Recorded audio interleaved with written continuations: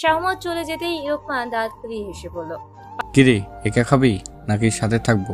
পারুল সহসা ইখওয়ানের পাঞ্জাবি খামচে ধরল, বোঝালো, এমনটা করবি না। ইখওয়ান গাল চুলকে হাসলো, পরপর বলল, ও একান্ত আমার, আর সবচেয়ে বড় কথা হচ্ছে ওকে আমি বিবাহ করব। আড়ালে দাঁড়িয়ে থাকা শাহমত তেরে আসলো, বলল, খামোশ ইখওয়ান, অমন মেয়েরা জমিদারের এক রাতের জন্যই মানায়, সারা জীবনের জন্য নয়। আপনি থামুন আব্বাজান, জীবন আমার, আমি কি করব না করব সেটা আমি জানবো, আপনাকে জানাতে হবে না। দ্বিগুণ রেগে শাহমত বললেন, আমি বেঁচে থাকতে দেখি তুই ওই মেয়েকে মহলে বধূবেশে কিভাবে নিয়ে আসিস। দরকার পড়লে আপনাকে মারতে আমার হাত কাঁপবে না বাজান, তাই বেশি হট্টগোল না করে মেনে নেওয়ার প্রস্তুতি নিন।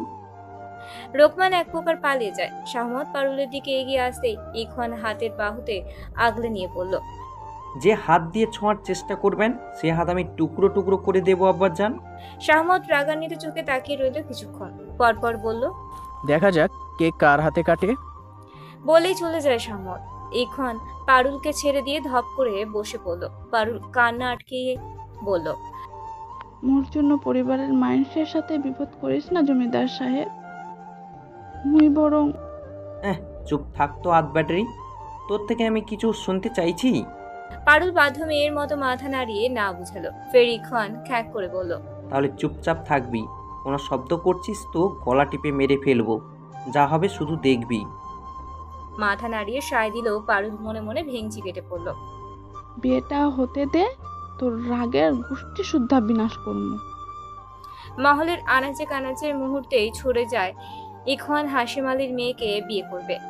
সেখানে বাপ ছেলের দ্বিমতের ঝগড়া বেড়েছে। হাশেম, রাহেলা ও প্লাবনকে জনসম্মুখে দাঁড় করিয়ে রেখেছে শাহমত। পাশে দাঁড়িয়ে আছে শাহাবুদ্দিন ও রোকমান। রোহিত ও মনিকার বিয়ের কার্যক্রম চলছে মহলের ভিতরে। ইখওয়ান ভাইয়ের অনুপস্থিতিতে নিজের ভুল বুঝতে পারল। আজ ভাইজান থাকলে এর একটা বিহিত করতই। পারুল ইরাওয়ালার কক্ষে, যদিও ইখওয়ান তবুও স্বস্তি পাচ্ছে না। ইখওয়ান ভাবল, না না, যে করেই হোক পারুলকে আমার চাই, না হলে যে আমার সব প্ল্যান শুরু হওয়ার আগেই শেষ হয়ে যাবে। ঘোড়া আসার শব্দে ইখওয়ান বসা থেকে উঠে দাঁড়ালো, দৌড়ে চলে আসে বাইরে। ইকরামকে দেখে হাসলো ইখওয়ান। ঘোড়া থেকে নেমে আসে ইকরাম। একটু পর মাগরিবের আজান দিবে বই কি। ইকরাম শাহমত ও শাহাবুদ্দিনের দিকে নজর ফিরিয়ে পারুলের পরিবারকে দেখলো, পরপর বলল, আমার ঘোড়া খুবই ক্ষুধার্ত প্লাবন, খাওয়ার ব্যবস্থা করো, আর আপনারা এখন আসতে পারেন। দাঁড়িয়ে থাকা মানুষের ঢল পা বাড়িয়ে দিলেও হাসিমরা চিপুক নামিয়ে দাঁড়িয়ে রইল। ইকরাম ভ্রকুচকে বলল, প্লাবন, কথা কি গানে যাচ্ছে না তোমার? ওরা কোথাও যাবে না ইকরাম, ওদের সাহস কত মেয়েকে লেলিয়ে। ইকরাম হাত উঁচু করে শাহমতকে থামিয়ে দিয়ে বলল, আপনার ছেলে দুধ খাওয়া শেষে নয় পাচান, যে সামান্য গ্রামের মেয়ের কথায় নাচবে আর গাইবে। শাহাবুদ্দিন বললেন, তুমি কি বলতে চাও ইকরাম? আপনারা যদি অহংকারে লোভী ছাত্র মেয়েকে মহলে রাখতে পারেন, তাহলে পারুলের মতো সাধারণ নিরহংকারে মেয়ে রাখতে পারবেন না কেন? মুখ সামলে কথা বলো ইকরাম। মনিকা, থাক চেঁচে যান, আমার নাম মুখিয়ানো পাপ, বিয়ের ব্যবস্থা করুন আব্বাজান। রোকমান না বুঝে বলে উঠল, আপনিও বিয়ে করতে যাচ্ছেন ভাইজান? শুধু এখন পর্যন্ত আমার কপালেই মেয়ে জুটলো না। চুপ থাক বেয়াদব, আমি ইখওয়ান আর পারুলের বিয়ের কথা বলছি। বলে ভিতরে ঢুকলো ইকরাম। ইখওয়ান হাসি মুখে দাঁড়িয়ে আছে। ইকরাম এক পলক দেখে চলে যেতে দেখলো ইরাওয়ালা পারুলকে নিয়ে নামছে। ইকরাম দাঁড়িয়ে পড়লো। একে একে ভিতরে ঢুকলো শাহমত, শাহাবুদ্দিন ও রোকমান। ইরাওয়ালা শাহমতকে দেখে বলল, আমার ছোট ছেলের বিয়ের ব্যবস্থা করুন। রোকমান, ইখওয়ানের পক্ষে ফুলের সমারোহ গড়ে তোলার দায়িত্ব তোর। শাহমত টু শব্দ পর্যন্ত করলো না। শাহাবুদ্দিনের দিকে তাকিয়ে বলল, ঘটক মশাই কি আছে? না থাকলে নিয়ে আসার ব্যবস্থা করো। ইখওয়ান ফিচেল হেসে বিড়বিড় করে বলল, ঠিক এই কারণে আব্বাজান, এই কারণে পারুলকে বিয়ে করা আমার দরকার। আমি ইখওয়ান শরীফ, ওর কথায় উঠবো বসবো এ তো হতে পারে না। নারী জাতি পায়ের তলায় মানায় আব্বাজান, মাথায় নয়। একটি বদ্ধ রুমে স্মৃতির আঁচল ধরে ইকরাম বসে আছে। প্রেয়সীর বাসরাজ অন্য কারো সাথে, কিন্তু তার মনে এখনো সেই পুরনো মুহূর্তগুলো উকি দিচ্ছে। তুমি যদি কখনো ভাবো তোমার স্মৃতির একটি ক্ষণ মনে রাখবো, তাহলে ভুল। প্রেম না মরলেও তুমি আমার কাছে মৃত। প্রেমের সম্পর্কের কোনো গন্তব্য নেই। এই পথে আমি চিরকাল তোমাকে যত ঘৃণা আছে পৃথিবীর বুকিয়ে করে যাব। তবে আজ তোমার বাসর, কিন্তু আমি জানি হৃদয়ের গভীরে তুমি সবসময় আমার। সময়ের আবর্তে তোমার জন্য আমার ভালোবাসা চিরকাল অমরই থাকবে। তুমি যেমন ছিলে তেমনই থাকবে। আমি আশা করি একদিন আবার আমার আলোর পথ মিলবে, তখন আমি তোমার সামনে আমাদের ভালোবাসার গল্প নতুন করে লিখব। ইকরাম উঠে দাঁড়ালো, কক্ষ থেকে বেরিয়ে পড়ল। রাত হয়তো গভীর। উপরে মায়ের কক্ষে এক পলক তাকিয়ে বেরিয়ে পড়ল অজানা গন্তব্যে। আজ সে মহলে থাকা তো দূরে থাক, ঘুমোতে পারবে না। তার পথের সাথী ঘোড়া, যার নাম ইকরাম রেখেছে রাজবীর, তাকে নিয়ে ফের ছুটল অজানা শহরের উদ্দেশ্যে। শুধু অপলক তাকিয়ে রইল প্লাবন। নীলিমা রাগের বশবর্তী হয়ে মোহিতের ঘরের বিছানা ঠিক করছে। মোহিত শত চেষ্টা করেও নীলিমাকে জমিদার বাড়ির বিয়ের অনুষ্ঠানে নিয়ে যেতে পারেনি। যাওয়ার সময় বকেছে, এসেও বকেছে। পারুলের বিষয়টা জানার পর নীলিমা বেশ চিন্তিত। আসমানি নিয়ে কম কথাও শোনায়নি, মুখের উপর বলে দিয়েছে। পারুলের মতো কালা মেয়ে জমিদার পুত্রকে হাত করলো, তুই পাইলি না, কাল থেকে অত পর্দা করতে হবে না। এই কথার আগে গজগজ করে কাজ করছে। মোহিত বাইরে দাঁড়িয়ে চাঁদের দিকে তাকিয়ে মুচকি হাসছে আর চাঁদনির কথা ভাবছে। তখনই বাসের গেট খুলে ঢুকলো ইকরাম। হাসি মিলিয়ে যায় মোহিতের। সালাম জানিয়ে বলল, আসুন সাহেব। ইকরাম বলল, সমস্যা ফেললাম পুনরায়। না না সাহেব, কি বলছেন? আসুন, বসুন। পানি খাওয়াবে? তৃষ্ণা পেয়েছে। এখনো নিয়ে আসছি সাহেব। মোহিত চলে যেতে ইকরাম ভাবলো ঘরে গিয়ে বসি। আশেপাশে নজর ফিরিয়ে দেখলো, তারপর ঘরে পা বাড়িয়ে দিতেই হনহনিয়ে আসা নীলিমার সাথে ধাক্কা খায়। ইকরাম বুকে হাত রেখে চোখ বন্ধ করে নেয় সমস্যা। নীলিমা ইকরামকে দেখে তড়িৎ গতিতে পিছনে ফিরে দাঁড়ালো। ইকরাম চোখ মেলে বলল, যাক, মনের খচখচানিটা সত্যি হলো। নীলিমা ওড়না টেনে চলে যেতে ইকরাম শুধালো, তখন মাথায় কি খুব ব্যথা পেয়েছ? নীলিমা মুখ ঢেকে টলমল নয়নে তাকায়। কপালটা এখনো যখন। ইকরাম অবরোধের ন্যায় বলল, ওভাবে এগিয়ে আসার কোনো মানে ছিল? দুঃখিত ব্যথা দেওয়ার জন্য। আমার শখের বেডি কাজটা নষ্ট না করলেই পারতেন। বলেই চলে যায় নীলিমা, যদিও হাতে হাত ছুঁয়ে যায় তাদের। ইকরাম চোখ বন্ধ করে নিল। ছুঁয়ে যাওয়া হাত মুষ্টিবদ্ধ করতেই মোহিত পানির গ্লাস বাড়িয়ে দিল। সকাল সকাল মহলের পূর্ব কক্ষে ঝগড়া শোনা যাচ্ছে। আরিফা মুচকি হেসে রান্নাঘরে যেতেই রমেলা বলল, এই খাওয়ানের বউরে বলিও বড় বউ, মহলের মেয়ে লোকের গলা নিচুতে রাখতে হয়। জি চাচি যান, বলে দেব। কি একখান মাইয়া বিয়া করলো, নাই গুণ নাই রূপ, কথার ধরনও বিচ্ছি। আরিফা মনিকাকে এক পলক দেখে বলল, আমার মনে হয় ইখওয়ান ঠিক কাজ করেছে। সাধারণ ঘরের মেয়েদের না থাকে গৌরব অহংকার, না থাকে লোভ লালসা। মনিকা বাঁকা চোখে তাকালো। আরিফা মিষ্টি হাসি দিয়ে চলে যায়। রমেলা বলল, ওর কথা কান দিও না বৌমা, তুমি কক্ষে যাও, দেখো রোহিতের কিছু লাগে কিনা। জি আম্মা। কিরে কালা হাতি, কানে কি কথা কি যায় না? পারুলের কথা ইখওয়ান তোয়ালে ছুঁড়ে মারল। রেগে গিয়ে বলল, এত বকবক করিস, ঠোঁট ব্যথা করে না? কে করলে টিপা দিবি নাকি? গলা ব্যথা করলে বলিস। পারুল চোখ ছোট করে নিল, পরপর বলল, প্রশ্নের উত্তরটা তো দে। ইখওয়ান পাঞ্জাবি হাতে নিয়ে বলল, তুই থামবি নাকি মেরে মুখ বন্ধ করার ব্যবস্থা করব? ওহরে মোর প্রেমিক পুরুষ, তুই মারতে আসবি আর মুই আগাইয়া দিমু নাকি? ইখওয়ান তপ্ত শ্বাস টানলো, পাঞ্জাবি পরে বলল, শোন, একটা কথা বলি, আমি না তোকে বিয়ের আগেও ভালোবাসিনি, না এখন বাসবো। কিয়ৎক্ষণ পারুল থমকে গেল। চোখের পানি গালে আসতেই মুছে নিয়ে বলল, তাহলে বিয়ে করলি কেন? সব সময় তো আর বাইরের জিনিস ভালো লাগে না, আর সবচেয়ে বড় কথা, তোকে দিয়ে আমার বংশধর নিয়ে আসবো। কথার কথা হলো, নারীকে পায়ের তলায় রাখতে ইও খানের বড্ড শখ। বলে ইখওয়ান চলে যেতেই পারুল সামনে এসে ক্রোধের ন্যায় বলল, বংশধর? তোর বংশধরের গোষ্ঠী শুদ্ধা কিলাই, তুই মোর সাথে। এই থাম তো, চেহারা তো শেওড়া গাছের পেতনি। তোর কপাল ভালো জমিদার পুত্রের সাথে তর্ক করছিস। তোর জমিদার পুত্রের সাথে যদি বিয়ে অবধি করতে পারছো, তাহলে তর্ক করতে পারিমু, আর সেটা 1000 বার পারিমু। মুহূর্তেই ইখওয়ান পারুলের মুখ চেপে ধরে দেওয়ালে নিয়ে ঠেকালো। রাগে দাঁত চিবিয়ে বলল, আমাকে রাগাবি না পেতনি, গায়ে হাত তুললেও পরোয়া করব না। শরীরের সর্বত্র শক্তি দিয়ে ধাক্কা দিয়ে ইখওয়ানকে সরিয়ে নিয়ে বলল, মায়ের বদলে মায়ের পারুল ও দিতে জানে কালা হাতি।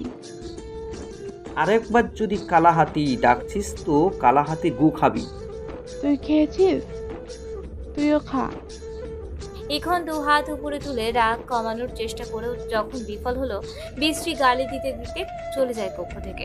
পারুল অসহায় চোখে সেদিকে তাকিয়ে থাকার পর ধপ করে বসলো বেতের সোফায়। চোখ ভর্তি পানি, চোখ বন্ধ করতেই তা গাল বেয়ে পড়লো। পরপর পারুল ভাবলো, যেখানে ভালোবাসা নয় সেইখানে আমি সংসার করিব কি কইরা?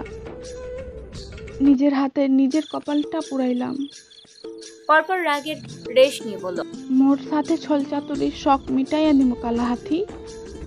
রাতে আজ কাছে আসিস, ওই জায়গায় বিছুতি পাতা লাগাই যদি না দিছি মুই। পারুলের জায়গায় নতুন এক মেয়েকে দেওয়া হয়েছে, নাম তুলি। তবে বসতে না বসতেই তুলিকে নিয়ে মহলে চলে যায় রোকমান। 1 ঘন্টার মতো হলো তুলি না আসায় নীলিমা বেশ চিন্তিত। এদিকে যে মেয়েটার পর্দায় উপস্থিত হতো আজ তারা সবাই বেপর্দায়। নীলিমার মনও ক্ষুণ্ণ হয়। সামান্য লোভে পড়ে মেয়েরা এসব কি করছে? কাজের জায়গায় আজ মহলের কাউকে না দেখে যে যার মতো কাজ করছে আর গল্প করে যাচ্ছে, কিন্তু সেখানে ইকরাম উপস্থিত হতেই সবাই চুপ। মুহূর্তেই শুনশান নীরবতায় ছেয়ে যায়। শুধু চরকি টানার শব্দে মানুষের উপস্থিতি বোঝা যাচ্ছে। ইকরামের পিছনে পিছনে তুলি ঘুরে ঘুরে হেঁটে আসছে। নীলিমার মন ছলকে উঠল। ভালো মেয়েটা এমন করে হাঁটছে কেন? নীলিমা উঠে দাঁড়ালো। কয়েক কদম এগিয়ে যেতেই থেমে যায়। ইকরাম তার হাত চালনা শুরু করেছে। মূলত যারা এতক্ষণ কাজে ফাঁকি দিয়ে গল্প করেছিল তাদের চাবুক মারছে। তুলি নীলিমার পাশ কাটিয়ে যেতেই নীলিমা শুধালো, কি হয়েছে তোমার? তুলি নামানো চিবুক তুলে তাকালো। কেঁদে দিবে এমন মুখভঙ্গিমা, লাল চোখে বিষাদের ছাপ, চোখ দিয়ে বোঝানোর মিছে চেষ্টা। সহসা ইকরাম পাশে দাঁড়িয়ে কর্কশ গলায় বলল, গল্প করতে এসছো নাকি কাজ করতে? তুলিয়া দাঁড়ালো না, ধীর পায়ে হেঁটে কাজের জায়গায় গিয়ে বসলো। নীলিমা ইকরামের দিকে তাকিয়ে বলল, সুস্থ স্বাভাবিক মেয়ে মহল থেকে এমন অসুস্থ হয়ে ফিরে আসার মানে কি সাহেব? এমনিতেই রাগে ফুঁসছে ইকরাম, তার উপর নীলিমার এমন প্রশ্ন। ইকরাম দাঁতে দাঁত চিবিয়ে বলল, আমার জানা নেই, তবে তুমি যদি জানতে চাও আমি রোকমানকে পাঠিয়ে দিচ্ছি। সে তোমাকে মহলে নিয়ে সুন্দর কার্যকলাপ বুঝিয়ে দেবে। নীলিমা তীক্ষ্ণ দৃষ্টিতে তাকিয়ে আছে, রাগান্বিত চোখে তাকিয়ে আছে ইকরাম। ইকরাম নীলিমার চোখের দিকে তাকিয়ে ভাবল, এত রহস্যময় লাগিয়ে চোখ, কি আছে, কি বোঝাতে চাচ্ছে মেয়ে? আশ্চর্য, আমার এমন অনুভব হচ্ছে কেন? কেন আমার শেষ দেখতে পাচ্ছি ওই চোখে? চাবুক শক্ত হাতে তুলে নিয়ে ইকরাম বলল, কি বোঝার চেষ্টা করছো? নীলিমা শান্ত চোখে তাকিয়ে বলল, মানে? যেভাবে তাকিয়ে আছো তাই তো মনে হলো।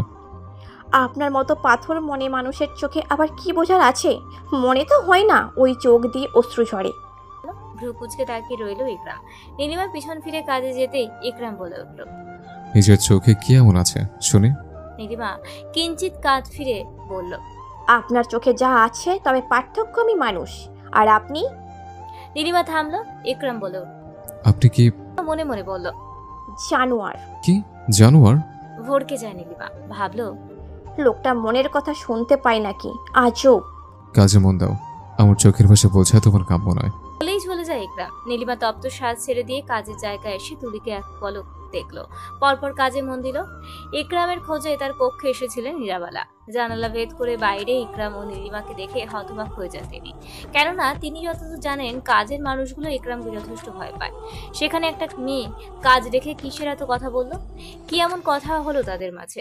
হুশ হয় বাইরের হট্টগোলের শব্দে। পারুল ও রমেলার গলা পাওয়া যাচ্ছে। ইরাবালা দাঁড়ালো না, পা বাড়িয়ে বের হয় কক্ষ থেকে।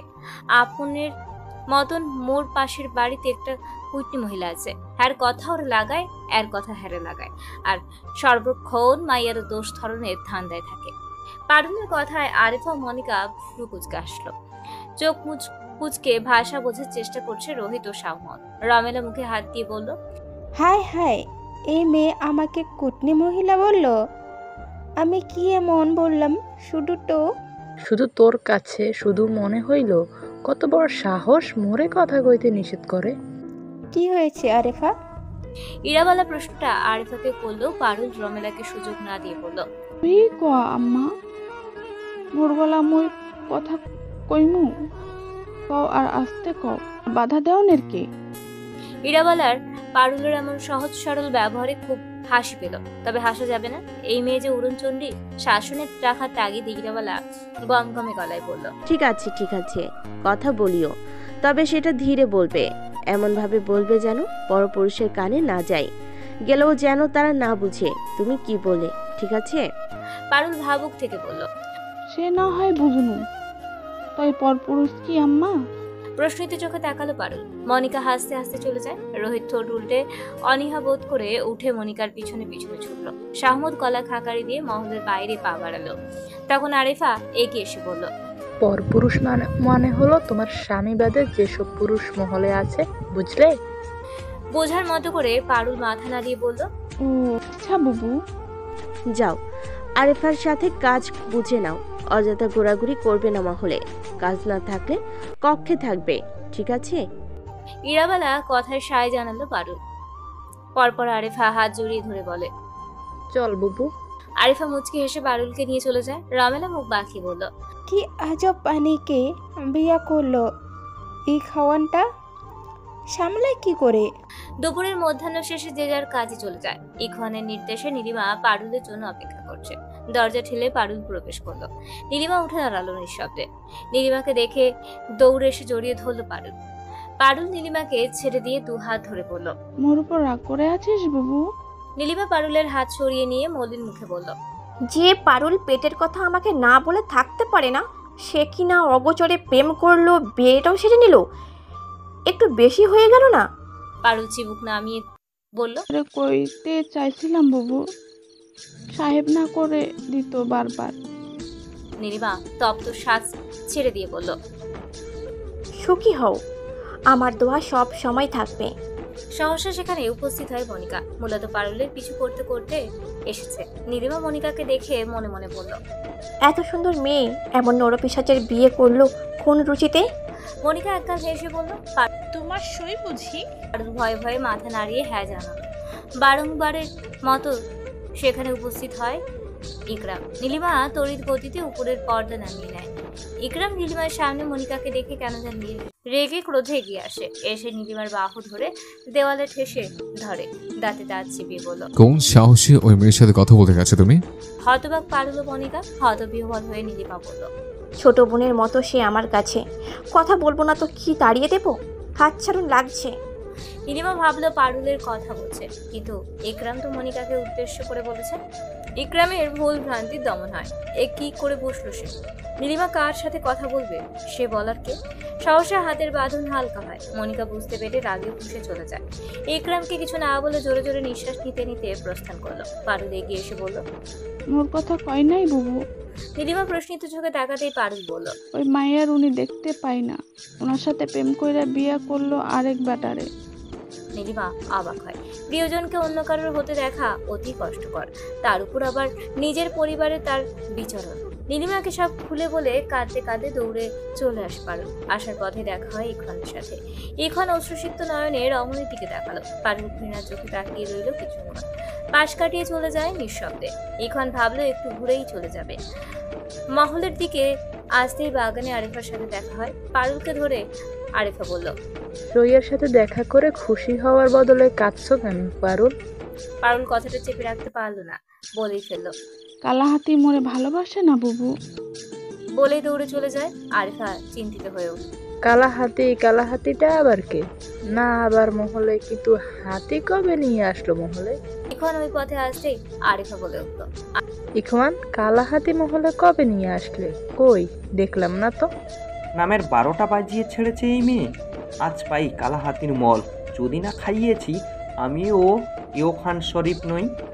আরিফাকে কিছু বলতে না দিয়ে হনহনিয়ে চলে আসে ইখওয়ান। পারুল সদর দরজায় আসতেই রোকমানের সাথে ধাক্কা খেয়ে পড়ে যেতেই রোকমান আগলে নেয়, পরপর তুলে নেয় কোলে। পারুল হক চুকিয়ে যায়।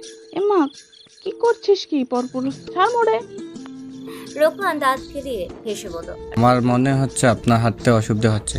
সমস্যা নেই, আমার মতো দেবর থাকতে আপনাকে এত কষ্ট করে হাঁটতে হবে না ভাবি সাহেবা।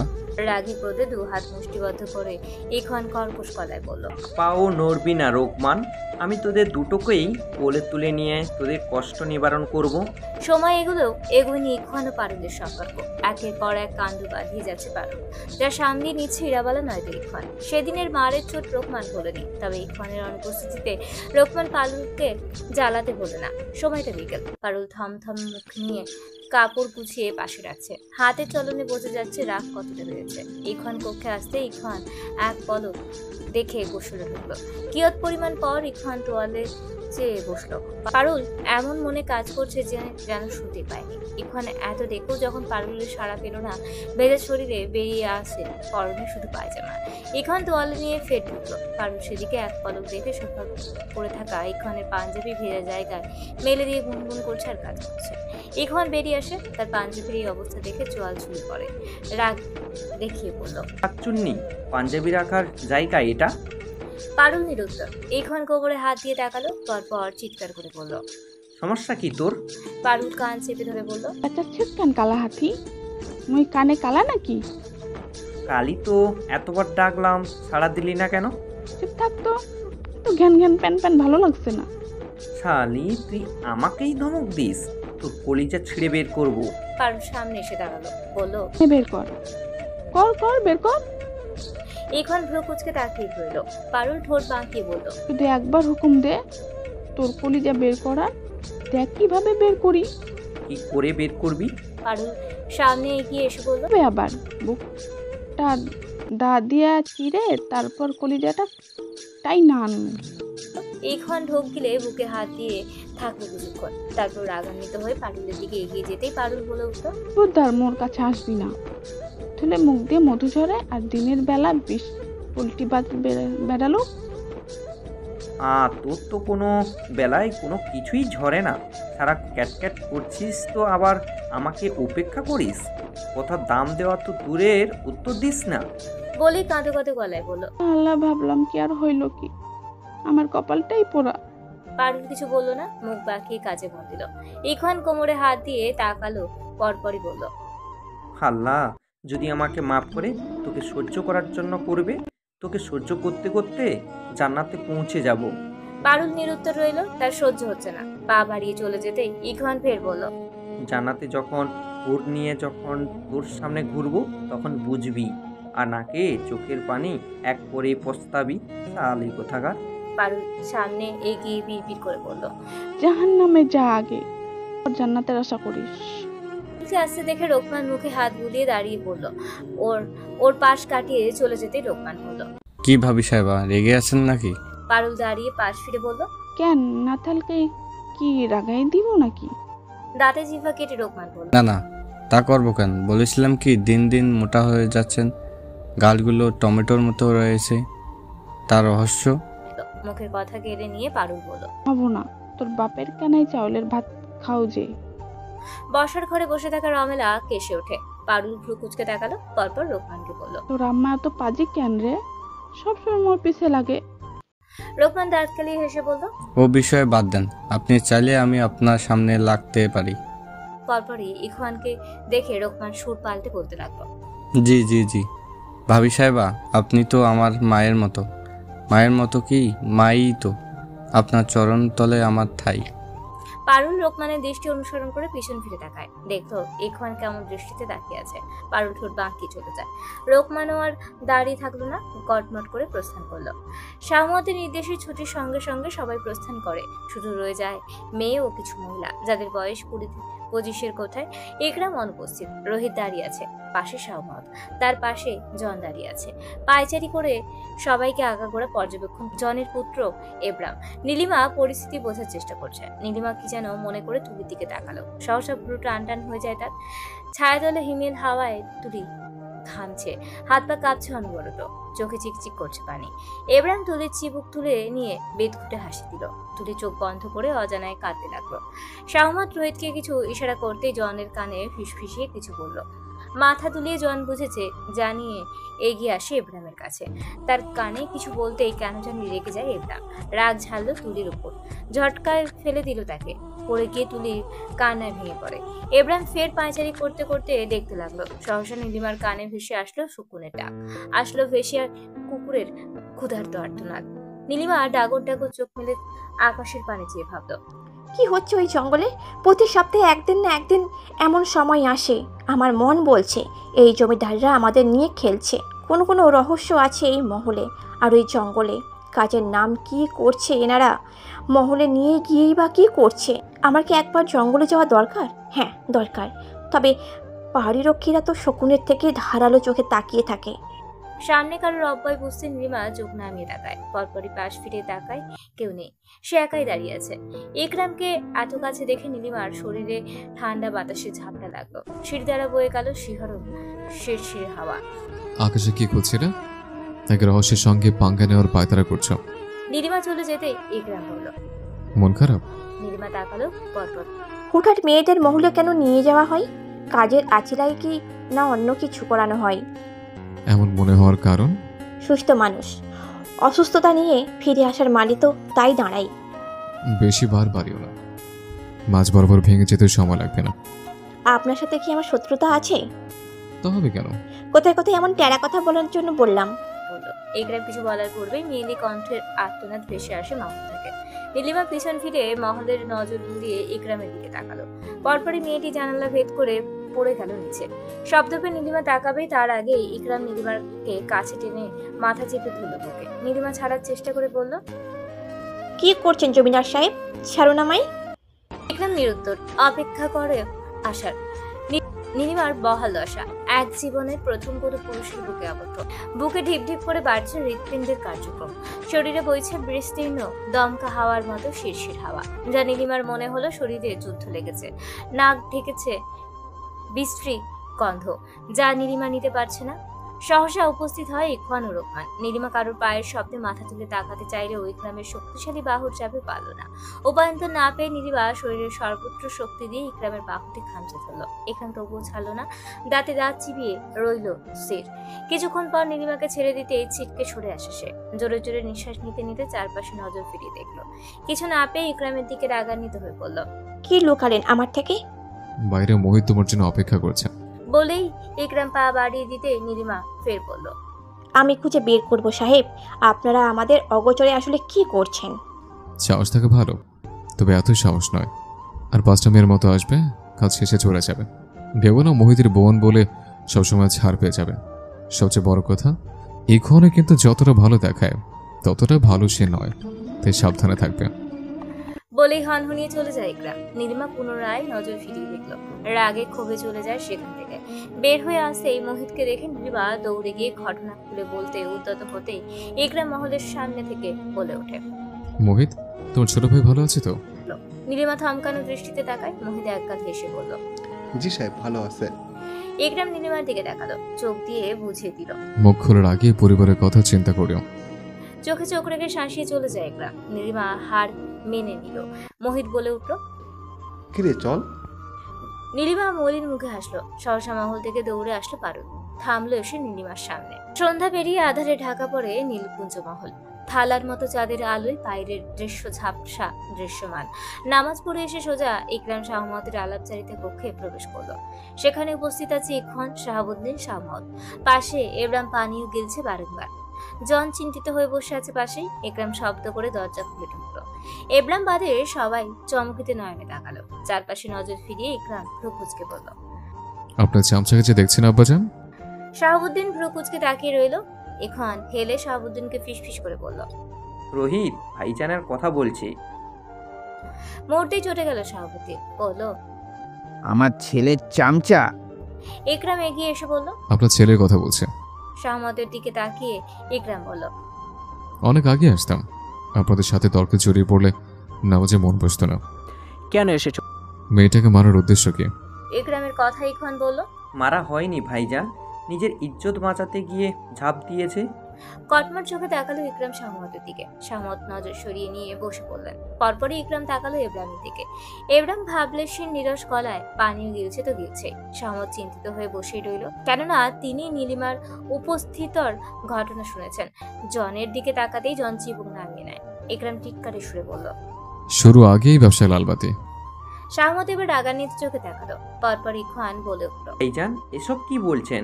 আব্বাজান এমনিতেই চিন্তিত হয়ে আছেন। আসছেন আমার বাপ দরদে বলি, ঘরে তো বউ করেছিস, এবার অন্তত ভালো হয়েছে। রোকমান দরজা থেকে সরে বিশ্বজয়ের হাসি দিয়ে বিড়বিড় করে বলল, যাই ভাবিকে বাগিয়ে আনার চেষ্টা চালাই। মালটাকে পটাতে যা খেসারত দিতে হচ্ছে। বলেই পিছে দুহাত বেঁধে শীষ বাজিয়ে চললো পারুলের কক্ষের দিকে। নীলিমা বসে আছে, অপেক্ষা করছে পারুলের জন্য। আরিফা একটু আগে এসে আলাপ করে ভাব জমিয়ে গেছে। পারুল মোহিতকে অনেক কষ্টে মানিয়ে নীলিমাকে সাথে করে নিয়েছে, উদ্দেশ্য পেটের কথা উজাড় করা। পারুল নীলিমাকে ঘটমান তথ্য না বলতে পারলে স্বস্তি পায় না। পারুল রান্নাঘর থেকে বের হলো। রোকমান কোনো সারা শব্দ না করেই ঢুকলো কক্ষে। নীলিমা পিছন ফিরে বলল, এতক্ষণ লাগে তো?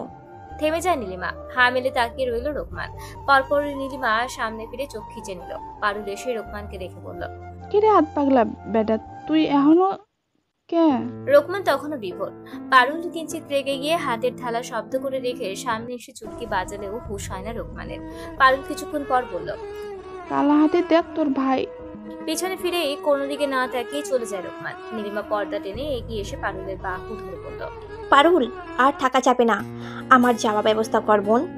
রোকমানকে হা মেলে আসতে দেখে ইকরামের ঘরে তাকিয়ে রোকমানকে ইকরাম বলল, কিরে আমার লালা পরে ছাগলের মতো হা মেলাছিস কেন? সহসা ঠোঁট বন্ধ করে রোকমান বলল, পরি আসমানের পরি। বলেই চলে যায় রোকমান। ইকরাম হতাশ শ্বাস ছেড়ে দিয়ে বলল, কাপুরুষ, যারে দেখে সেই পড়ে বেয়াদব কোথাকার। বলেই ইখওয়ানের কক্ষ অতিক্রম করে চলে যেতেই থামলো। ভাবলো ইখওয়ানের বিষয়ে কিছু বলে বুঝিয়ে দিবে, সেই ভাবা সেই কাজ। পিছনে ফিরে পারুল বলে দরজার সামনে আসতেই ধাক্কা লাগলো নীলিমার সাথে। ইকরাম বুকে হাত দিয়ে তাকালো, নীলিমা তাকালো কপালে হাত দিয়ে। ইকরাম নীলিমাকে দেখে অবাক হয়ে বলল, তুমি? তাই তো বলি, ধাক্কা বলেই মহলে আসবে কোত্থেকে? পারুল ভয় ঢোক গিলে বলল, লিখে দিয়েছি সাহেব গল্প করার জন্য। ইকরাম নীলিমার দিকে তাকাতেই নীলিমা চিবুক নামিয়ে নিল। ইকরাম বলল, এত ধাক্কা যে দাও, না জেনে ধাক্কা দিতে দিতে কবে বিয়ের পিড়িতে বসা। চমকিত নয়নে তাকালো নীলিমা। ইকরামের মুখে দুষ্টুমি বিরাজমান। নীলিমা ভাবলো, কাজের জায়গায় এত পাষাণ হয়ে থাকে যে তাকাতেই ভয় লাগে, আর মহলে দেখো কি তামাশা করছে। তুমি ধাক্কা আর তাকিয়ে থাকা ছাড়া আর কিছুই পাও না। আমি কি এতটাই সুদর্শন?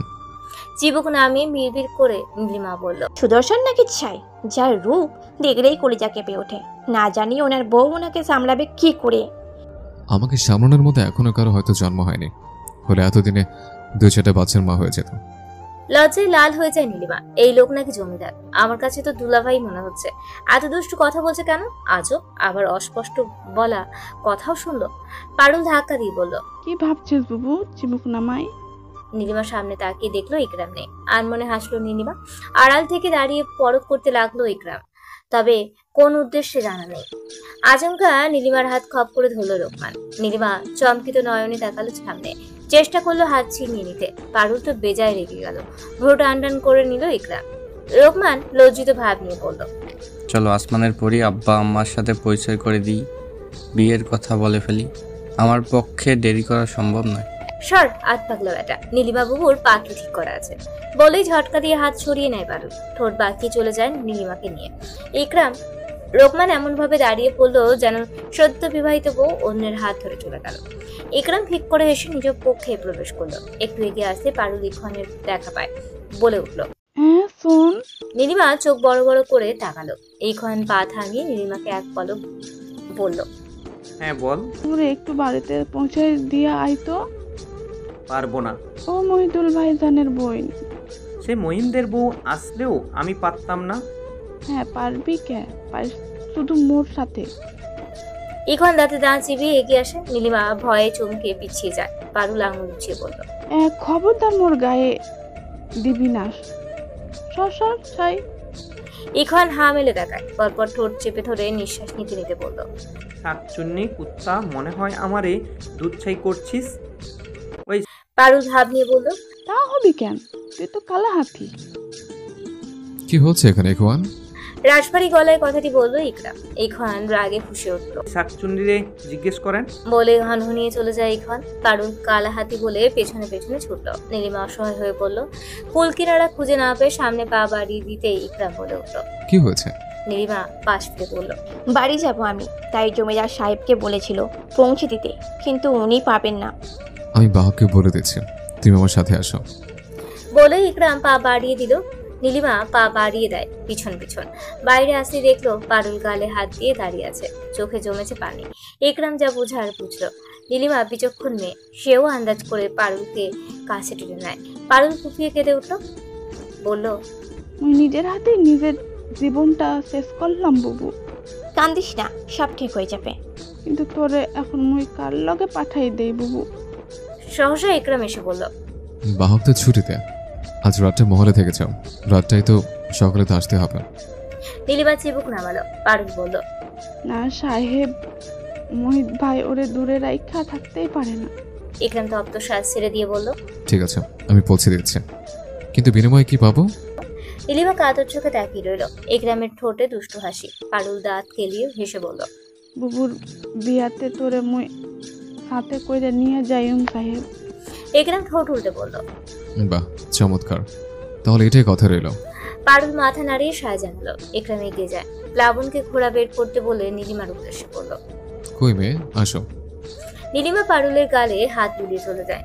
চাঁদনি রাতে যখন চাঁদের আলো গাছের পাতা এবং নদীর জলকে জড়িয়ে ধরে, তখন তরুণ তরুণী ঘোড়ায় চেপে দিগন্তের দিকে ছুটছে। বাতাসে ভাসমান এক অদ্ভুত আবেগ, হৃদয়হীন ছুটে চলা, যেন তাদের প্রেমের উষ্ণতা চাঁদের কোমল আলোতে বিকশিত করতে ব্যস্ত প্রকৃতি।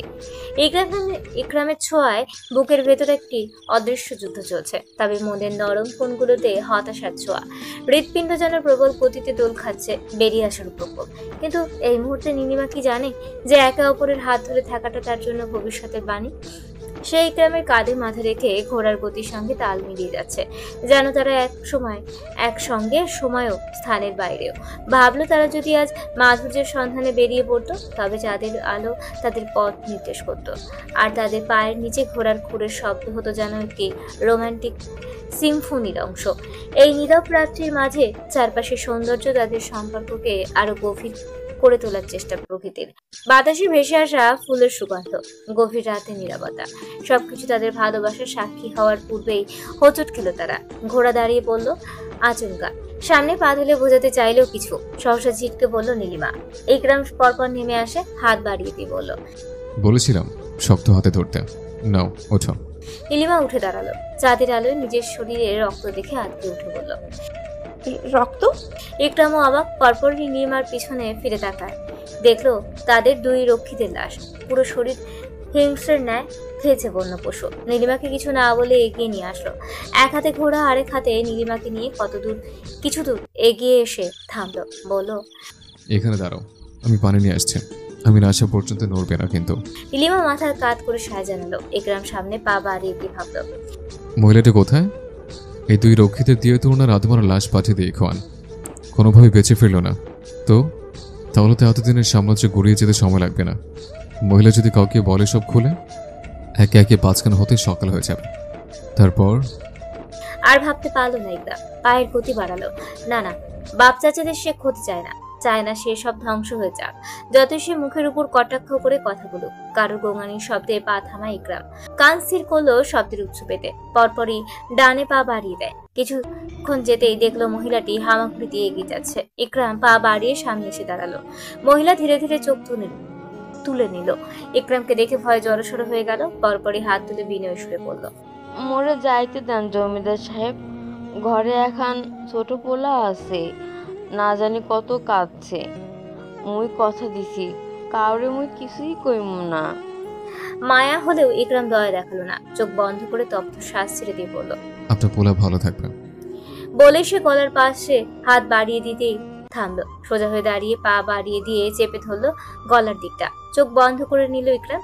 মহিলা ছটফট করতে করতে শেষ চোখের পানি ফেলে চলে যায় কষ্টের জীবনকে বিদায় দিয়ে। পায়ের গতি বাড়িয়ে হাঁটছে ইকরাম। নীলিমাকে একা রেখে আসায় অস্বস্তি হচ্ছে। মাথায় ছিল না বন্য পশুদের কথা। তবে একটু এগিয়ে যেতেই তার বুকে এসে পড়লো নীলিমা। নীলিমা ভয়ে ছিটকে সরে যেতেই ইকরাম আগলে নিয়ে পড়ল। আমি ইকরাম শরীফ, ভয়ের কিছু নেই। চোখ মেলে তাকিয়ে রইল নীলিমা। ভয় তার বুকের ভেতর ঢোকপোকানি শব্দের তোড়জোড়। নীলিমার চোখের দিকে তাকিয়ে ইকরাম ভাবল, তোমার চাহনি যেন ছুরি, হৃদয়কে বিদ্ধ করে দিচ্ছে, কিন্তু তার মধ্যে এমন এক অদ্ভুত শান্তির আহ্বান পাচ্ছে। শত্রু হয়ে দাঁড়িয়ে আছো, অথচ প্রেমের লড়াইয়ের আহ্বান। আমার হৃদয়ে জমে থাকা প্রতির অনুভূতি যে প্রবাহমান। কোথায় ছিলেন এতক্ষণ? নীলিমার কথার ইকরাম চোখ টান করে বলল। তার কথা যে কানে যায়নি সে নীলিমা বুঝলো। সরে এসে দাঁড়ালো। হুশা ইকরামের লজ্জা কাটাতে বলল, পানি পেলাম না কোথাও, যাই হোক এটাই বাকি ছিল। নীলিমা প্রশ্নিত চোখে তাকালো, বলল, কি? ধাক্কা বলির ধাক্কা। বলে পা বাড়িয়ে দিতে দিতে চিন্তায় না তলিয়ে তাড়াতাড়ি আসো, বন্য পশু এলো বলে। বন্য পশুদের কথা কানে আসতেই নীলিমা পা বাড়ালো তড়িৎ গতিতে। একটু আগে সামান্য বাদর দেখে যে ভয়টাই না পেল, এখন যদি এই কথা বলে ওদিকে বানর আছে, যাবে না। নিশ্চয়ই উনি অট্ট হাসিতে ফেটে পড়বেন। কিছুক্ষণ আগে ঘটে যাওয়া অপ্রিয় ঘটনা এখন ক্ষিপ্ততায় পারুলকে চড় মেরে বসেছিল। এখন তাদের মাঝখানে একটি অদৃশ্য প্রাচীর তৈরি হয়েছে। সে ঢের বুঝলো পারুলের মন খারাপ, তার চোখে বেদনার ছাপ, যেন প্রতিটি ফোঁটায় আবেগের সমুদ্র। এখন পারুলের কাছে গিয়ে আস্তে করে বলল, আমি জানি আমার আচরণ ঠিক ছিল না, তুই হয়তো জানিস না আমার রাগের পিছনে কি ছিল, কিন্তু তোর চোখের জল আমি সহ্য করতে পারছি না। পারুল চোখ মুছতে মুছতে বলল, তুই মোরে কিভাবে আঘাত করতে পারলি? কিন্তু আজকে মুই আহত হয়েছি, তাই আমার মধুর কথা না কইয়া দূরে হও। এখন গভীর নিঃশ্বাস নিল এবং তার হাত ধরতে গেলে পারুল ঝটকা দিয়ে বলল, ছুঁয়েছিস তো তোর ওই হাত, কাইটা টাঙাইয়া রাখিস। এখন জোর করে হাতের মুঠোয় পারুলের হাতটি নিয়ে গভীর দৃষ্টিতে বলল, তুই তো জানিস না তুই আমার হৃদয়ের রানী, তোর হাসি আমার জন্য সবচেয়ে মূল্যবান। আমি প্রতিজ্ঞা করছি আর কখনো এমন ভুল করব না, কেবল তোর মুখের হাসি বজায় রাখতে। পারুল একটু হাসলো, যদিও তার চোখে এখনো অশ্রু ছিল। তুই সত্যি মোরে ভালোবাসিস নাকি রাতটা কাটানোর জন্য এত বলছিস? হ্যাঁ, তুই যা ভাবছিস তাই। চল এবার খাটে চল, তোর সাথে রাত কাটিয়ে আর একটা বউ আছে তার কাছেই যাব। চটে গেল ইখান। পারুল অশ্রুর চোখে তাকিয়ে থাকার পর কি ভেবে যেন হাউমাউ করে কাঁদতে কাঁদতে বলল, কালা হাতি, মুই আগেই জানতাম তোর আরো বউ আছে। মুই শুনছুনু দাদির কাছে জমিদাররা যেহানে যায় ওহানেই বিয়া কইরা বউ রাইখা আছে। ভাঙা একটা ক্যাসেট, কিছু একটা পাইলে ঘ্যার ঘ্যার করতেই থাকিস। মুই ভাঙা ক্যাসেট? তুই আর তোর যত বউ আছে সব ভাঙা ক্যাসেট, সাথে কালা হাতির কালা কালা বাঁধনি। ইখান ভ্রু কুচকে বলল, তাহলে তো তুইও বান্দরনি, হামলা বান্দরিনী। পারুল ঠোঁট বাঁকিয়ে চলে যেতে ইখান বলল, আমি তোকে সত্যি ভালোবাসি, তবে কথা হলো তুই আমার উপর খবরদারি কর, হুকুম কর, আমি চাই না। পারুল থমকানো দৃষ্টিতে তাকিয়ে থাকার পর বলল, তুই নতুন নতুন ফন্দি আটতে থাক, তাও মুই তোর কাছে ঘেঁচতে দিব না। ইখান এবার তেতে উঠে পারুলকে এমন ভাবে টেনে বুকে নিল, সে ব্যথায় ঘুমিয়ে উঠে বলল, মায়েরা ফেলা ধান্দা করছিস কালা হাতি? হ্যাঁ, মরলেই তো ভালো, নতুন বউ আনবি। তোর কোন লগ্নে জন্ম বলতো? এত পক পক করিস কেন দেড় ব্যাটারি? তুই কি? আমি? কালা হাতি? এখন রাগান্বিত চোখে দেখালো, দুষ্টু এসে দেখালো পারুল। কিছু মুহূর্ত পর তারা একে অপরের দিকে তাকিয়ে হাসতে লাগলো। এখন পারুলের কাঁধে একটু আদর করে হাত রাখলো। শীতল বাতাসের মধ্যে তারা একটি নতুন শুরুর স্বাদ অনুভব করলো, যেখানে ইখওয়ানকে ভুলগুলো শুধরানোর সুযোগ দিল পারুল। রাতে নরম আলো তাদের ভালোবাসার জাদু ফিরিয়ে দিল। সম্পর্কের খারাপ মুহূর্তগুলোর বিসর্জন দিয়ে উদ্যম প্রেমের শক্তিতে সবকিছু ঠিক করার চেষ্টা করতে লাগলো তারা। কাজের জায়গায় সকাল সকাল উত্তেজনা ছড়িয়ে পড়েছে। জমিদার পুত্র ইকরামের রাগের আগুনে পুড়ে যাচ্ছিলেন একজন কর্মীটি অসহায়ভাবে দাঁড়িয়ে, মুখের উপর কথা বলার জন্য সে চাবুকের আঘাতে আক্রান্ত হচ্ছে। প্রতিটি চাবুকের শোধা যেন গ্রামের মানুষের হৃদয়ে এক দারুণ শঙ্কা সৃষ্টি করেছে। তিনি তার বউয়ের কথা জিজ্ঞেস করতেই ইকরাম রাগ দেখিয়ে কাজে লাগিয়ে দেয়। বেলা বাড়ানোর সাথে সাথে লোকটির স্ত্রীর কথা বেশি মনে পড়তে লাগলো। পরপরই মনের জেদ প্রকাশ করে জানতে চায় তার স্ত্রী কোথায়। কাল সবাই ফিরলেও ওনার স্ত্রী ফিরল না কেন? ইখওয়ান এসে জানায় তার স্ত্রী বাসায় ফিরতে মহল থেকে বেরিয়ে পড়ে। হার মানেন না তিনি। তর্কে জড়িয়ে পড়েন ইখওয়ান ও ইকরামের সাথে। অগত্যা ইকরাম রেগে যায়। অনেকে এগিয়ে আসতে চাইছিল, কিন্তু ভয়ের কারণে তারা থেমে গেছে। কেউ সাহস করে সামনে না আসার পেছনে কারণ ছিল জমিদারের প্রতিশোধের ভয়। তবু কয়েকজন দাঁড়িয়ে থাকলো, চাবুকের ঘা খেয়ে চুপচাপ কাজে মন দেয়। নীলিমা এই দৃশ্য দেখছিল দাঁড়িয়ে, তার হৃদয়ে কষ্ট হচ্ছিল। সে সাহস নিয়ে জমিদার পুত্রের দিকে এগিয়ে যেতে চাইলে ভাইজান মোহিত তার হাতের ইশারায় থামিয়ে দিলেন। বোঝালো, না, এটা আমাদের যুদ্ধ নয়। নীলিমার চোখে অশ্রু ছিল। সে দেখতে পাচ্ছিল কর্মীর অসহায়তা, আর সেই সাথে তার নিজের অসহায়ত্ব। তার ভেতরের একটি যুদ্ধ চলছিল, একদিকে সাহস, অন্যদিকে ভয়। নীলিমা জানে যদি সে এগিয়ে যায় তাহলে জমিদার পুত্রের রাগ তার উপরেও পড়তে পারে, কিন্তু এই দৃশ্য তার জন্য অসহ্য হয়ে উঠেছিল। কেন আমরা কি কিছু করছি না? তার হৃদয় বলছিল, কিন্তু ভাইজান ইশারা করে তাকে থামিয়ে দিল। সেখানকার চুপচাপ পরিস্থিতি আরো দগ্ধ হচ্ছিল। ইকরামের চিবুকের আওয়াজ যেন গ্রামের সব মানুষের কানের মধ্যে ঢুকছিল, আর তারা সবকিছু দেখেও অক্ষম হয়ে পড়ছিল। নীলিমা জানতো এই নিদারুণ দৃশ্য শুধু তার হৃদয়কে মথিত করছে না, বরং পুরো গ্রামের মানুষের মধ্যে এক ভয়ঙ্কর সংজ্ঞা সৃষ্টি করছে। সেই নিঃসঙ্গ মুহূর্তে নীলিমা বুঝতে পারল কালকে যে মেয়ের আর্তনাদ শুনেছিল তিনি হবেন ওনার স্ত্রী। তবে তখন তার কিছু করার ছিল না। নীলিমা অসহায়ের মতো তাকিয়ে রইল। ভাবলো কখনো কখনো একজনের নিরাপত্তার জন্য অন্যকে একা থাকতে হয়, কিন্তু সেই একাকিত্বের যন্ত্রণা আমাকে যে বিদ্ধ করছে। ইখওয়ানকে ইশারা দিয়ে ইকরাম জোরে জোরে নিঃশ্বাস নিতে নিতে প্রস্থানের জন্য পা বাড়ালো। তখন সবাই কাজে ব্যস্ত, দাঁড়িয়ে শুধু নীলিমা। মোহিত ইশারা করলো, নীলিমার হুঁশ হয় না। এদিকে আসমানি না পারছে উঠতে আর না পারছে কিছু বলতে। ইকরাম নীলিমার পাশ কাটিয়ে চলে যেতেই থামলো। পিছনে ফিরে চাবুক হাতে তুলে নিয়ে নীলিমার পিঠে আঘাত করে বসলো। মোহিতের মন চাইলেও এগিয়ে আসতে পারলো না। চোখ বন্ধ করে স্থির দাঁড়িয়ে পড়ল। ইখওয়ান বলে উঠলো, চালা মোহিত, আজকে এই কাজটা শেষ করে তবেই বাড়ি ফিরবি। নীলিমা চোখ বন্ধ করে ব্যথা হজম করার চেষ্টা করলো। গাল দিয়ে পড়লো কয়েক ফোঁটা নোনতা জল। ইকরাম রাজবাড়ি গলায় বলল, কাজ করতে ইচ্ছে না হলে মহলে গিয়ে জমিদারকে জানিয়ে দিও, উনি অন্য ব্যবস্থা করে দিবে। গত কয়েকদিনের ধকলে নীলিমার শরীরটা খুবই খারাপ। পরপর শরীরের আঘাত পাওয়ার ব্যথা ধরে আছে। যদিও বাসায় কাউকে সে কথা জানায়নি। ধীরের ন্যায় পিছনে ফিরল। ইকরাম হাত মুষ্টিবদ্ধ করে তখনও দাঁড়িয়ে আছে। আসমানি চোখের পানি লুকিয়ে কাজ করে যাচ্ছে। নীলিমা ইকরামের দিকে তাকালো না। পা বাড়িয়ে চলে আসতে যেতেই মাথা ঘুরে পড়ে যায় নীলিমা। মহিদার দাঁড়িয়ে থাকলো না, দৌড়ে আসলো বোনের দিকে। ইখওয়ান লোকটিকে নিয়ে চলে গেছে পরপরে। ইকরাম তখন স্থির দাঁড়িয়ে। মোহিত কোলে তুলে নিয়ে বোন বোন বলে ডাকতে লাগলো। ইকরাম বাজখাই গলায় বলল, কাজে যাও মোহিত, আমি ব্যবস্থা করছি। আমি যাব না সাহেব, এভাবে ফেলে রেখে যাব না। দয়া করুন আমার বোনটার উপর। সাহস কত তোমার মোহিত, আমার মুখের উপর কথা বলো? আপনারা কি মানুষ সাহেব, নাকি আমাদের মানুষ মনে করেন না? কোথায় কোথায় কেন এত চাবুক চালান? খামোশ মোহিত, তুমি কি জানো এর জন্য তোমাকে কি শাস্তি ভোগ করতে হবে? কি আর শাস্তি দিবেন সাহেব? দিবেনই তো। ইখওয়ান বাজখাই গলায় ডেকে উঠলো মোহিতকে। মোহিত থামলেও জোরে জোরে নিঃশ্বাস নিচ্ছে। ইকরাম বলে উঠলো, অপেক্ষা করো মোহিত, এর জন্য তুমি নিশ্চয়ই শাস্তি পাবে। বলেই পা বাড়িয়ে দিয়ে ইখওয়ানের দিকে এসে বলল, তাসলিমা বই থেকে পাঠিয়ে দাও। দুপুরের পর ইকরাম জানালার পাশে দাঁড়িয়ে বাইরের দৃষ্টি রাখলো। নীলিমা এখনো অনুপস্থিত। হঠাৎই বুকটা মুচড়ে উঠল তার। তাকে আঘাত করার পর ইকরামের হৃদয়ে এক অদ্ভুত পরিবর্তন অনুভব করছে। সে নীলিমার চোখের কান্না অনুভব করতেই মনে গভীর দাগ কাটলো। ইকরাম বুঝতে পারলেন নীলিমার মোহে সে আটকে যাচ্ছে। ইকরাম আর দাঁড়িয়ে থাকলো না, বড় বড় পা বাড়িয়ে দেয় নীলিমার উদ্দেশ্যে। মহল থেকে বেরিয়ে যেতে হীরাওয়ালা আরেফাকে ইশারায় কিছু বোঝালে সে মাথা নাড়িয়ে সায় জানালো। সেও পা বাড়ালো ইকরামের পিছন পিছন। ছোট এক কামরায় নীরবতায় আচ্ছন্ন হয়ে উপুর হয়ে শুয়ে আছে নীলিমা। পুরো পিঠ উদ্দাম দিগম্বর, শেষ পরিভাগে নিজের ওড়নায় আবদ্ধ বুক সহ। পিঠে বিভিন্ন কাটা ছেঁড়া আঘাতের দুটি চাবুকের আঘাত স্পষ্ট, যা একটা কয়েকদিন আগেই রোকমান মেরেছিল। চুলগুলো সুন্দর পরিপাটি করে বেরুনি করা, যা মেঝেতে ছুঁয়েছে। ইকরাম নিঃশব্দে এগিয়ে এসে থমকে দাঁড়িয়ে পড়ল। তার চোখ গেঁথে গেছে আঘাতপ্রাপ্ত স্থানে। ইকরামের লোভ হলো। মুখের কাছের হাতটা সরিয়ে উকি দিয়েই দেখলো নীলিমা পরপরই দমিয়ে রেখে হাঁটু ভেঙে বসলো। পিঠে হাত দিতেই তড়িৎ গতিতে উঠে দাঁড়ালো। ভাবলো, এ কি করছে সে? অর্ধনগ্ন মেয়ের কক্ষে সে কি করছে? তোর কি মাথা ঠিক আছে ইকরাম? কি করছিস?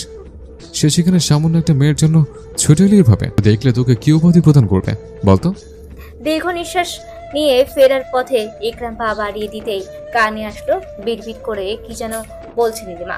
কৌতূহল বশত ফিরে এগিয়ে আসে। আলগোছে হেলে চোখ দিতে এক হাতে ভর দিয়ে চেষ্টা করতে লাগলো স্পষ্ট শুনতে। নীলিমা বলছে, আপনি আবার আসলেন জমিদার সাহেব? কেন কেন বারবার বেলা অবেলায় আপনি আমার স্বপ্নে আসেন? কি করছো ইকরাম? আচমকা আরেফার কণ্ঠে ভরকে যায় ইকরাম। হাত চলকে সশরীরে পড়লো নীলিমার গায়ে। আরেফা হকচকে এগিয়ে আসলো। ব্যথা পেয়ে নীলিমা দাঁতে দাঁত চেপে পিটপিট করে চোখ মেলে তাকালো। সামনে স্বপ্নে আসা পুরুষের মুখ দেখে নীলিমা ফের চোখ বন্ধ করে নিয়েছিল। ভেবেছিল স্বপ্ন। পরপর শরীর থেকে কারোর উঠে যাওয়া অনুভব করতেই চোখ মেলে নীলিমা। দরজা দিয়ে কাউকে বেরিয়ে যাওয়ার অব্যয় বুঝে কে কে বলে উঠতেই আরেফা সামনে নেয়। ইকরাম কাজের জায়গায় গিয়েও শান্তি পাচ্ছিল না। বারবার নীলিমার উন্মুক্ত পিঠ তার মানসপটে ভেসে আসছে। মনে দাগ কাটছে নিজের করা আঘাতের চিহ্ন। ইখওয়ানকে সব বুঝিয়ে দিয়ে চলে যায় সেখান থেকে। কক্ষে এসে শব্দ করে টেবিলের বসে পড়ল। অনেকগুলো ডায়েরির মধ্যে থেকে একটি বের করে ময়ূরের পাখায় কালি লাগিয়ে লিখতে লাগলো। অন্তরে যেন ভয়াবহ অশান্তি, তবুও তাতেই পাই সুখের গান। নিশ্চিত প্রেমের গোপন জগতে বাঁধনহীন হাহাকার, ফোটে নতুন সকাল। তুই ধাক্কা বলি, তোমার জন্য চিঠি লেখার সময় আমার মনে হচ্ছে তুমি তো নিষিদ্ধ ফুলের মতো, তবুও তোমার প্রতি আমার আকর্ষণ অসাধারণ। কিন্তু এর সঙ্গে জড়িয়ে আছে কিছু বিধি বিধান।